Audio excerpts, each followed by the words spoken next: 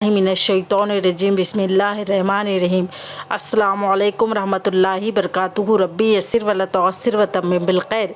आज हम लेंगे सफ़र से मुताल्लिक़ इस्तिलाहात। अब हम नीचे देखेंगे पहले पर क्या है। यहाँ पर टैक्सी, टैक्सी को क्या कहते हैं? टैक्सी को कहते हैं ताक्सियुन। ताक्सियुन यानी टैक्सी के लिए कहा जाता है।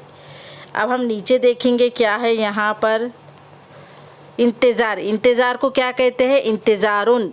अब हम नीचे देखेंगे क्या है यहाँ पर। वेटिंग रूम, वेटिंग रूम को क्या कहते हैं? वेटिंग रूम को कहते हैं गुरफ़तुल इंतज़ारी।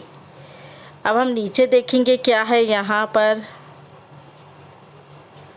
रास्ता, रास्ते को क्या कहते हैं? रास्ते को तरीक़ुन कहते हैं। तरीक़ुन यानी रास्ते के लिए कहा जाता है। अब हम नीचे देखेंगे क्या है यहाँ पर। पुल, पुल को क्या कहते हैं? पुल को जसरुन कहते हैं। जसरुन यानी पुल के लिए कहा जाता है। अब हम नीचे देखेंगे क्या है यहाँ पर।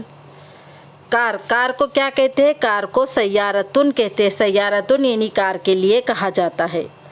अब हम नीचे देखेंगे क्या है यहाँ पर।